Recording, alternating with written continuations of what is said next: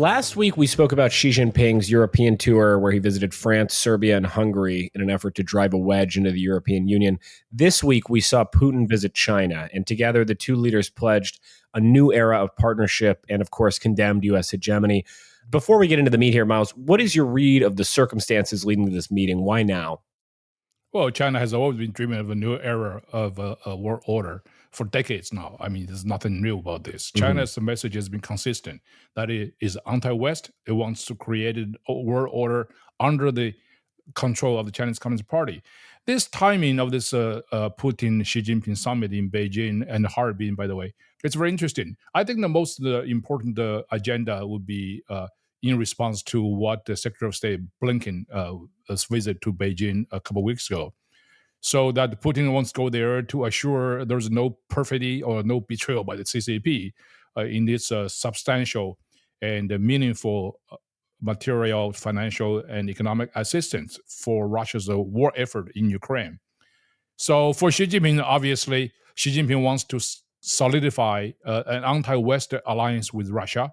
The language in their post-meeting statements were very, very clear and stark. That message is very clear. It's targeted the United States by name and portray Russia and China as the victim of the current international order. So that's basically China's traditional pitch. But Xi Jinping also wants to avoid a united pushback and a backlash against the Russia-China alliance. So the problem is you cannot have it both ways.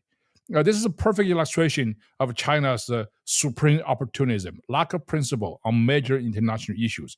You cannot say you support Russia's war in Ukraine. In the meantime, you're the victim of world aggression led by the United States.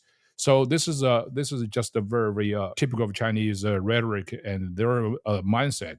Putin, of course, is not just one of the usual rogue regime's leaders. He's extremely grateful for Xi Jinping to give him an international stage because Vladimir Putin is wanted by International Criminal Court.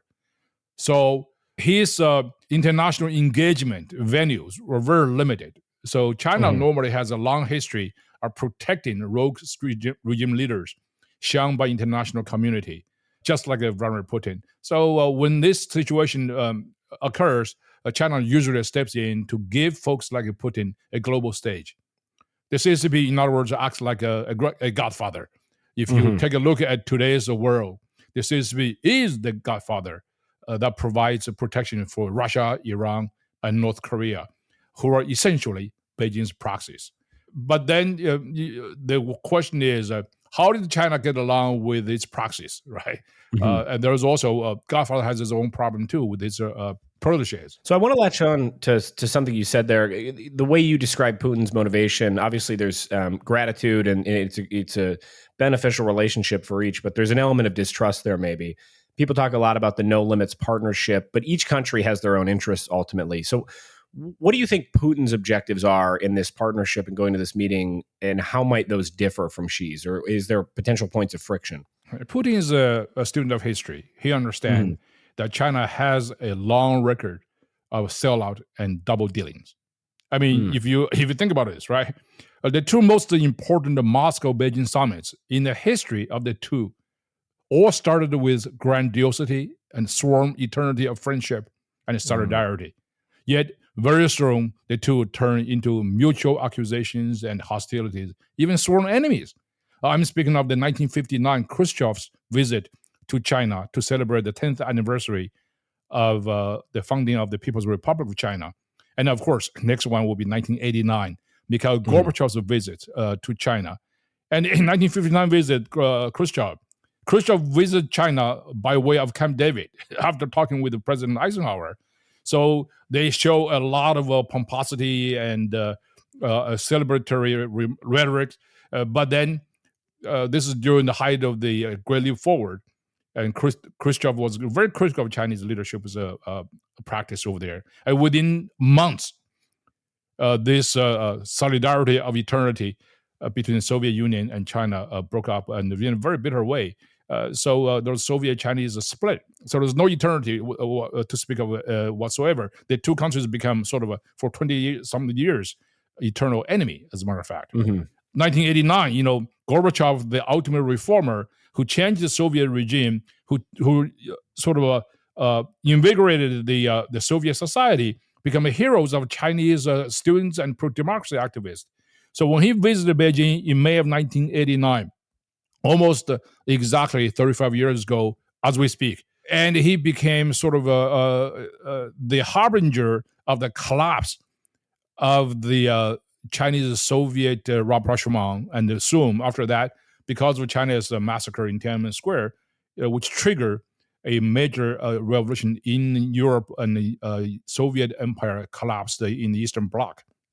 And of course, China went on to consolidate its dictatorship of the proletariat, supremacy of Chinese Communist Party. That's led to where we are. So both of the visit, 1959, 1989, ended in disaster. A totally different way of doing it. But I would say, this is not a very good. I'm not saying there is some kind of a necessary breakup between China and the United States, but the profound distrusts are still there between China and Russia, between Putin and Xi Jinping. And the other thing you said, which sort of caught my ear, is describing China or Xi Jinping as playing the role of the godfather. And I've seen some reporting that Russian elites are sort of worried about their position increasingly as the junior partner in this relationship. Do you think within Xi Jinping's strategic aims, is there any room for an equal partnership, or will they necessarily seek to increase Russia's dependence on the PRC? What China has is an economic muscle. Chinese economy is more than 10 times bigger than Russia's. Chinese technological advancements are far ahead of Russia. Russia is more of a conventional hegemon country. Russia, in reality, has to rely on China because simply China becomes stronger and richer and more empowered. But in terms of mentality, it's different. Putin would never be comfortably resigned to the position of number two in the world. So China wants to be the number one or number two. So that basically, there's a clash of ambitions over there, which is why you can see some subtle signs. Now, Putin spent 2 days in China. He spent most of the time not in Beijing, but he spent more than half of his visit to China in the Chinese Siberian city of Harbin. Now, there are three things we have to know about Harbin. Number one, it's the Chinese city with the most Russian influence since the time of Bolshevik Revolution. Russian immigrants play a very important role over there. You go to Harbin, it's more like a half a Russian city over there. It's the northernmost. In the 1950s, Harbin is where it's the love boat of Soviet Union and China. That's where USSR and PRC went for honeymoon in the 1950s. Russia spent enormous amount of its national assets, Soviets, I should say, building up Harbin as an industrial base, engineer base, and defense engineering assistance is focused over there. Even today, there's a lot of Soviet Russian influence over there. So one of China's premier higher education institute is in Harbin, right? That's one of the major pillars of China's defense industry and innovation. So that kind of rapprochement, Harbin's importance in the Soviet-Chinese relationship, even gave Mao Zedong a lot of discomfort. So that's why when Stalin died, Mao thought the entire region was dominated by pro-Soviet element. That's why one of the first major purges conducted by Mao in the aftermath of Stalin's death was his comrade Gao Gang, who was a very close follower of Mao. And Gao Gang, of course, was known as the King of Manchuria for the CCP. So the second thing we have to know about Harbin that the Russia leader Vladimir Putin visited was Harbin is right next to the spot where Soviet Union and China had a border war in March of 1969, the so-called Damansky confrontation. We talked about this several episodes ago. Russia's domestic resentment against China is very strong even today. So much so that if you recall, we talked about this several episodes ago, that across Russia, in the first week of March, there was a national commemoration of that war against what the Russians called the Chinese aggression, right? So if Vladimir Putin went over there, I think the symbolism is pretty clear to me, right? To send a subtle message, even though most people probably couldn't catch that kind of symbolism. Now, third thing we have to know, about Harbin is right next to Putin's biggest strategic and security worry for East Asia. That is the poor and underdeveloped Russian Siberia, or we normally call Russian Far East. That's where Harbin is, right? So you can see the approaches of China-Russia cooperation in the last couple of decades differ fundamentally right here near Harbin. That is, Putin wants to use Chinese capital, Chinese money, Chinese technology to develop industry, economy, infrastructure in Russia Far East, right next to Harbin. But China wants to focus on somewhere else, on the western border region with Russia, through the Belt and Road Initiative. So the two countries share very different perspectives on this.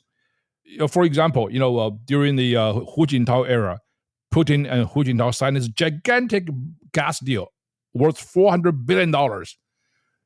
It has gone nowhere because Putin wants China to spend a lot more money focused on building the Siberian infrastructure, including the pipelines. China said, no, we already have something, in the west near Kazakhstan, near Russia, western reach of China-Russian border. So they fundamentally differ on that. China also wants to gain access to the open seas, right, through the upper reaches of the Tumen River, which is as a result of communist history. Somehow China's access to the open sea through Tumen River was blocked by Russia and North Korea. So North Korea is also coming into the play. North Korea and Russia, of course, have become a lot closer, mostly because they have a strong alliance with China ideologically, but in terms of specific operations, both North Korea and China and Russia have some kind of distrust and mixed feelings about China. So for Vladimir Putin during this trip, by spending most of the time in Harbin, Putin signals to Xi Jinping the focus of his cooperation with China, which is less of a grandiose anti-West fanaticism as expressed by Xi Jinping, but more of a specific focus on what worries him the most. Much of the worry actually is about China. That's fascinating. And as you point to the way these leaders have expressed the partnership, I want to dig into the joint statement which was released. To what extent are each country's objectives reflected in this statement? Did one get the better of the other? Did one get the lion's share of the objectives of the document? And is there anything in particular that stuck out to you?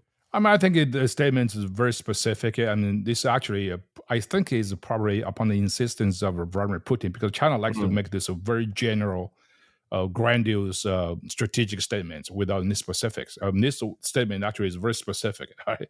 It's quite telling. Symbolically, I think in the statement, there's a lot of things to celebrate, both for China and for Russia. But substantively, no, there's a very little meat over there. The lengthy specifics signed in the memo and expressed in the statements were just that, statements with no follow-up mechanisms. It also does not address how China is going to respond to the double pressure from both Washington and Moscow on the war in Ukraine. But more importantly, the horse trading Xi Jinping hoped to do with Putin on the issue of joint Russia-China military action in the Taiwan invasion scenario is nowhere to be successful.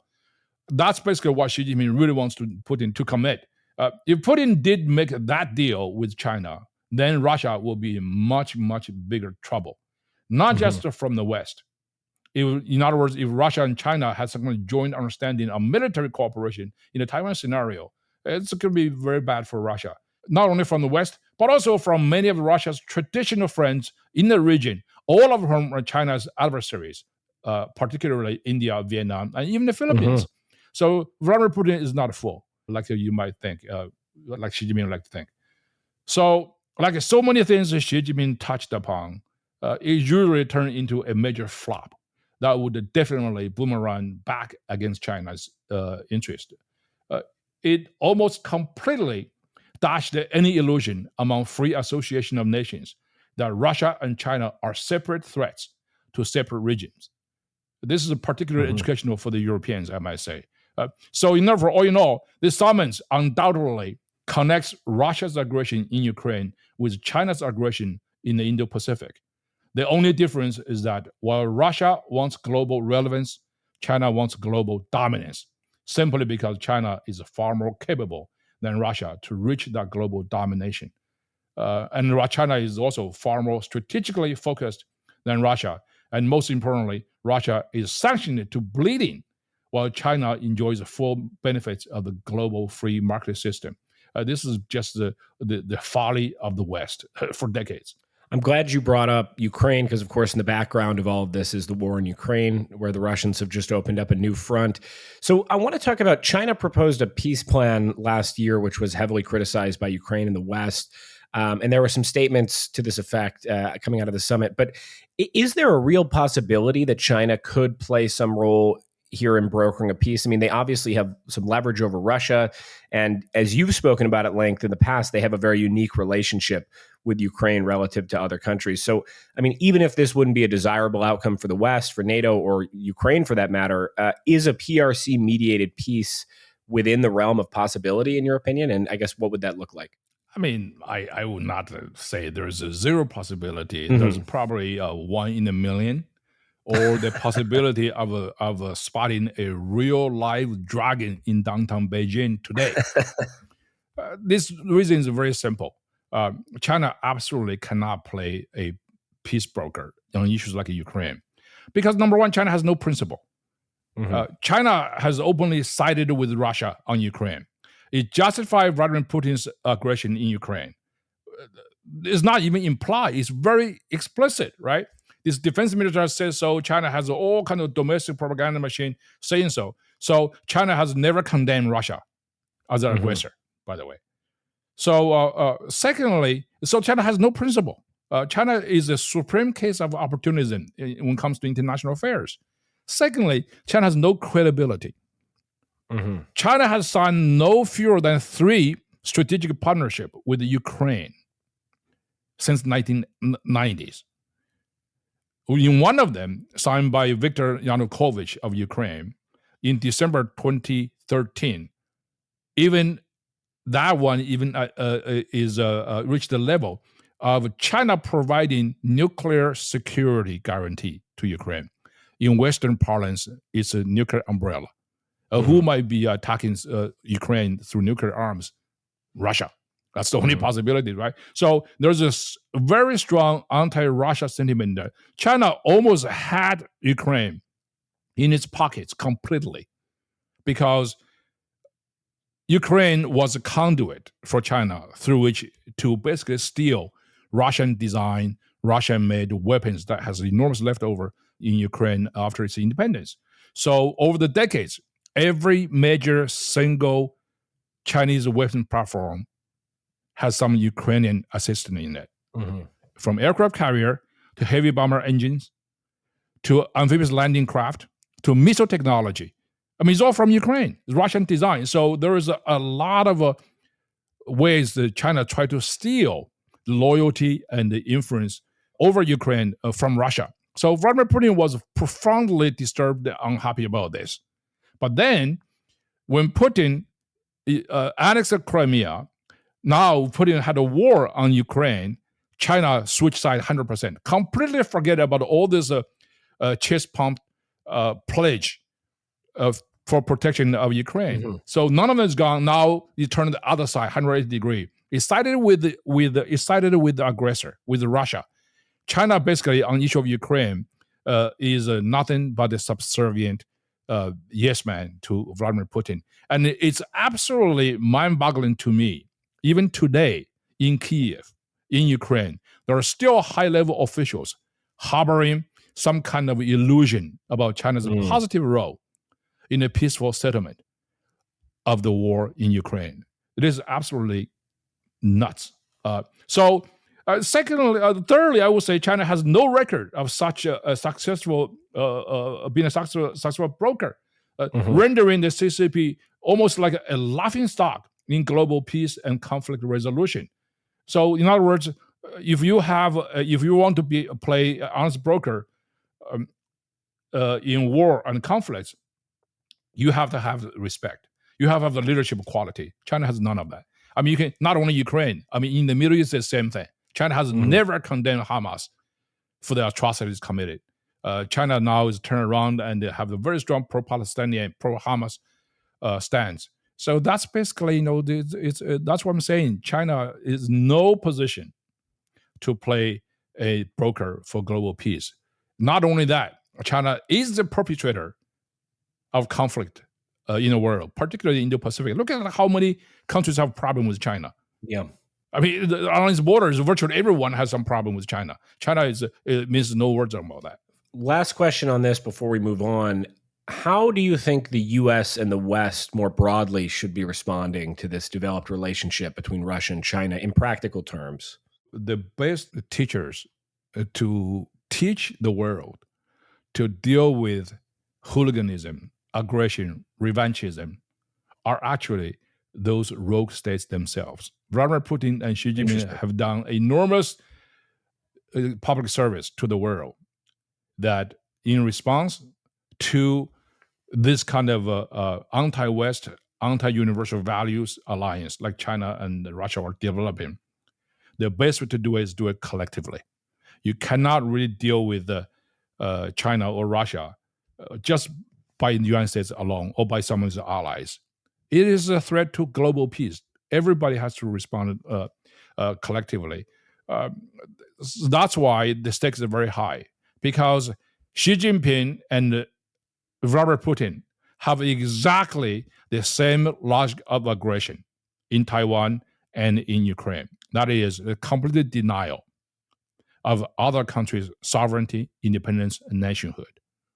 Using civilizational ties, cultural heritage, ethnic, linguistic traditions as the justification to invade a sovereign, independent country of the 21st century.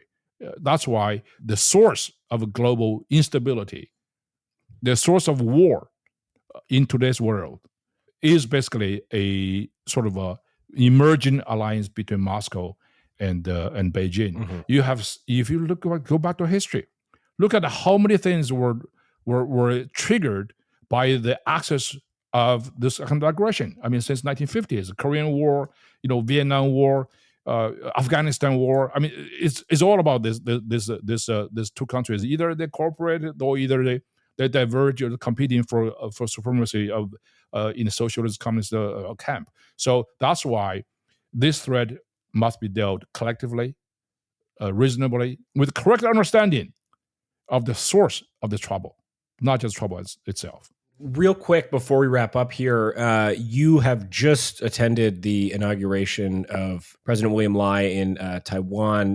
Do you have any initial thoughts on that? We'll speak more about this next week, but any initial thoughts? This is another sort of a countervailing theme that's going on in the world. While there is clouds of war, clouds of instability posed by Russia and China, Iran and North Korea, there's also much to celebrate about the triumph of universal values, triumph of democracy.